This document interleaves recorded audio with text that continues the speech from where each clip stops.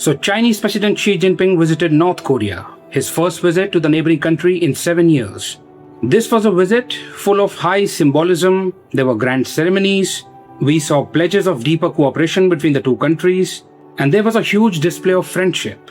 If you look at the timing of the visit, it has come at a time when US-China rivalry is intensifying. A proxy war between the US and China is going on in the Middle East. The US is backing Israel and China is supporting Iran. So at this time, China wanted to reassert its influence over North Korea. China wants to prepare for regional tensions. Amidst growing competition with the US, especially over Taiwan and South China Sea, maintaining stable and friendly ties with North Korea will be beneficial for China. Because by securing its northeastern frontier, China wants to complicate the US strategic calculation in the region. It wants to complicate the US strategic planning in the region. And this was clearly evident when North Korea reaffirmed its support for China's One China policy, which is a diplomatic victory for China over a sensitive issue of Taiwan. During this important visit, both countries agreed to protect sovereignty and security. They agreed to coordinate closely on regional issues. Both China and North Korea share interests in counterbalancing US influence.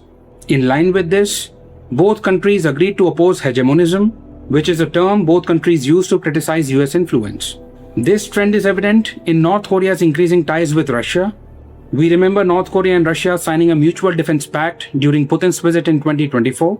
So we can see an axis emerging between Russia, China and North Korea. You can even include Iran in this axis. This is nothing but a strategic alignment to counter the US dominance. During Chinese President Xi Jinping's visit, there were talks about preserving stability on the Korean peninsula, of course, which is a reference to the US attempts of destabilizing Korean peninsula with the help of its ally South Korea. We are seeing in the news that North Korea is exponentially expanding its nuclear arsenal, because Kim Jong-un is aware that nuclear weapons are the ultimate guarantee for regime survival. So North Korea is expanding its nuclear program. However, there were no direct discussions publicly about North Korea's nuclear program during Xi Jinping's visit. There were no denuclearization talks. This issue was deliberately kept untouched. There were talks about rebuilding and strengthening partnership. We know that China is North Korea's largest trading partner and economic lifeline, as North Korea is an isolated country. So a strong partnership with China grants diplomatic legitimacy to North Korea. China helps North Korea survive Western sanctions and criticism.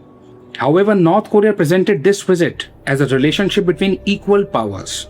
North Korean state media removed elements that could make it look like a subordinate power, a country dependent on China, or a beneficiary party. In this visit, North Korea tried to present China and North Korea as equal powers. It tried to cleverly erase all signals of dependence.